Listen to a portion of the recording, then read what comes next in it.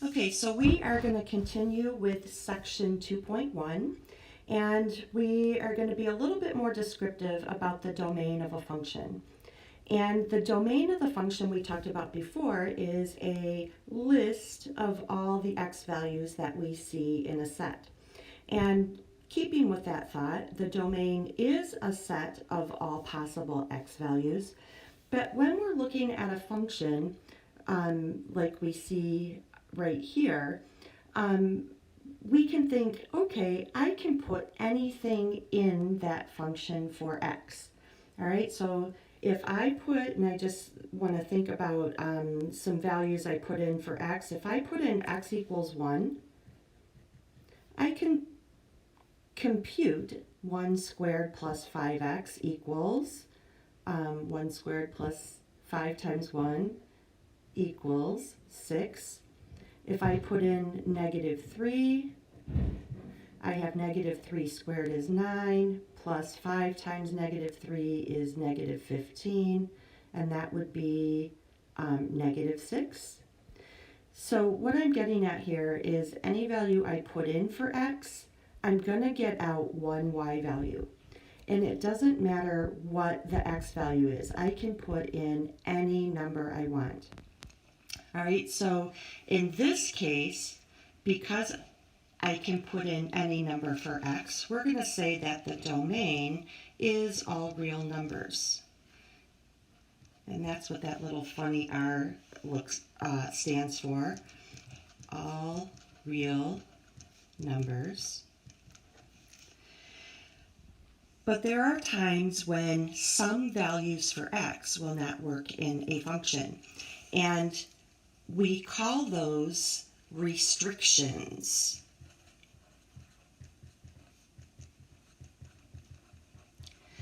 And there's a couple of key things that we want to look for to find restrictions.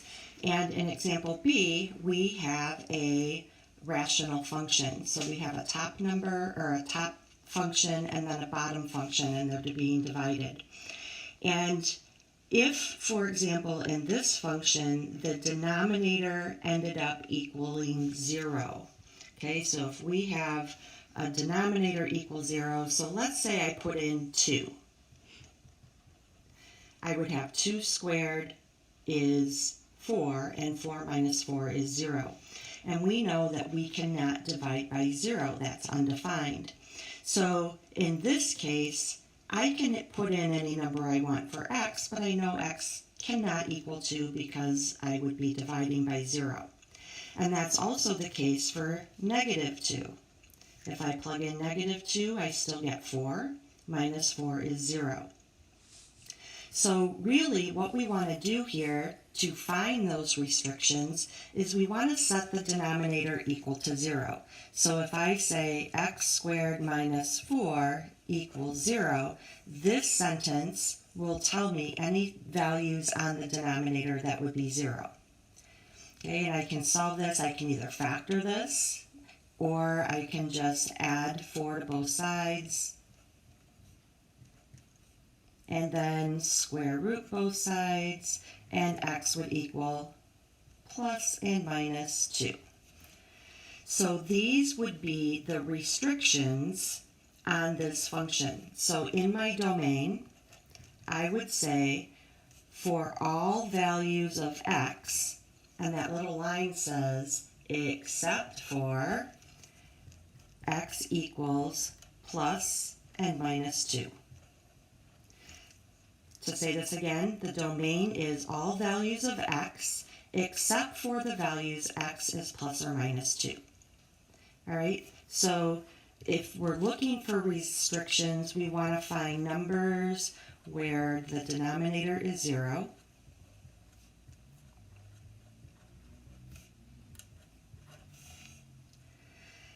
And if we look at example C, we have numbers inside of a square root sign. And we know that the numbers inside the square root sign have to be positive numbers or 0. They cannot be negative. So to find out if we have any negative values, I'm going to take this function that's inside the root sign, which is 4 minus 3t, And I'm going to say that those values have to be greater than or equal to 0. If I solve this inequality, I'm going to subtract 4 on both sides. So negative 3t has to be greater than or equal to negative 4. And if I divide by negative 3, I'm going to say t, and remember, if I'm dividing by a negative, I have to turn my sign around, and that would equal 2 negatives make a positive 4/3. So in my domain here, I can only include numbers that are less than or equal to 4/3. To show that, I'm going to say that my domain can equal any x such that, or in this case it would be t, such that the values have to be less than or equal to 4/3. Okay, so these are the only numbers that will work in this function. So these are other restrictions that we can look for, where the numbers will give us a negative number inside the square root sign. Okay. So those are the two big things that we're going to look for right now in terms of restrictions on our domain.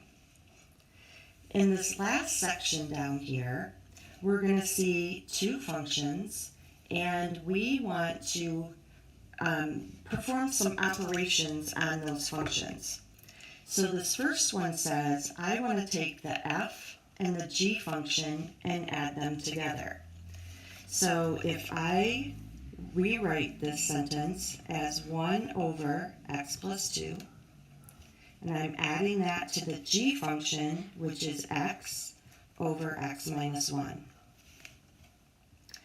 Now we need to remember some of our rules about adding and over here subtracting rational numbers. We know that when we have a fraction, we need to have a common denominator. In that denominator, we need the factors of x plus 2 and x minus 1.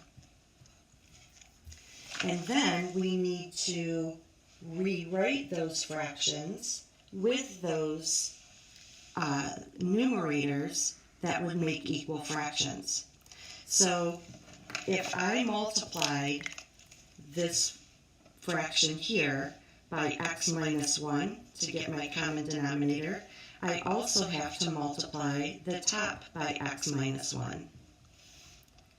And if I multiplied the denominator, x minus 1, by x plus 2 to get my common denominator, I also need to multiply the numerator by x plus 2.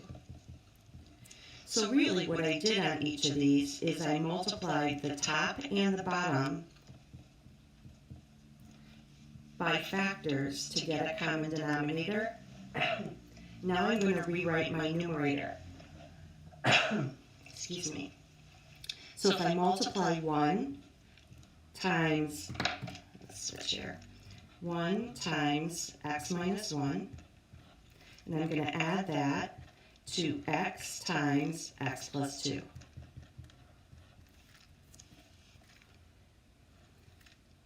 Now I'm going to get rid of my parentheses on the top, and I'm going to simplify. So if I distribute here, I have 1 times x times 1 times minus 1, that's x minus 1.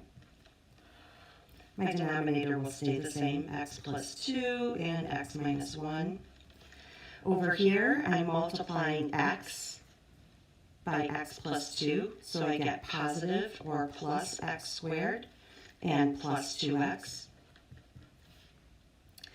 And if I notice, I have a common like terms here, so I can add those together. So if I simplify that,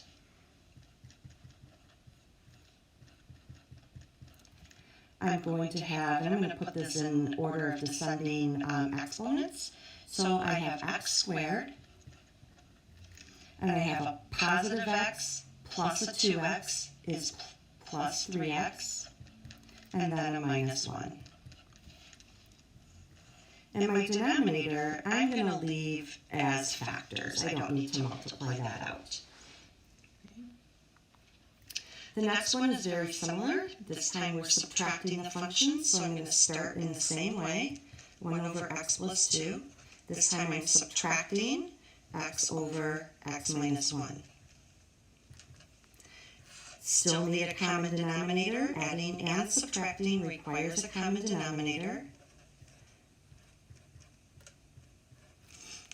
And in the same fashion, I'm going to multiply the top and bottom here by the number that's missing, by the factor that's missing in my common denominator. So I'm going to have an x minus 1 right here over x minus 1. So this is like multiplying it by 1. Then this side I'm going to multiply by x plus 2 over x plus 2. And if I distribute, 1 times x minus 1 is x minus 1. And then here, when I distribute, make sure that you're distributing with a negative. So this is negative x times x is minus x squared. And negative x times 2 is minus 2x.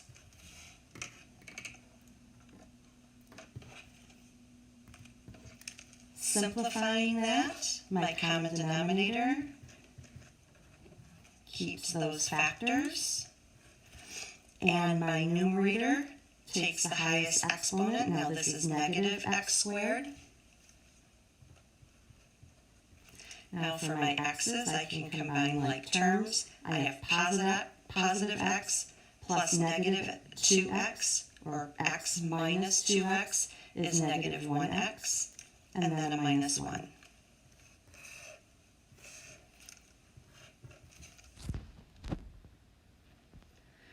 Part C asks us to multiply those functions together.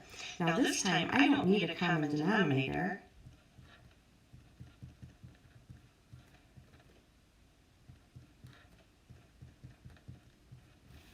Really what I need to do is just multiply my numerators and multiply my denominators. First I would check to see is there anything that I can cancel before I multiply, and in this case there is not. So I have 1 times x is x, and the denominator would be x plus 2 times x minus 1.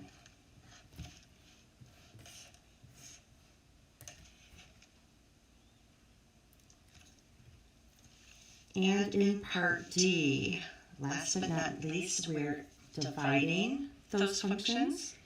So if I have 1 over x plus 2, let's do division first, divided by x over x minus 1. I know that division means to multiply by the reciprocal. First fraction stays the same. And I'm going to multiply by the reciprocal of the second fraction. So x goes on bottom, x minus 1 on top. And if I simplify, 1 times x minus 1 is x minus 1. And in my denominator, I have an x and an x plus 2. If you feel the need to multiply that out, that's fine. I prefer to leave my denominators as factors. Either way is acceptable. And that will be all for section 2.1.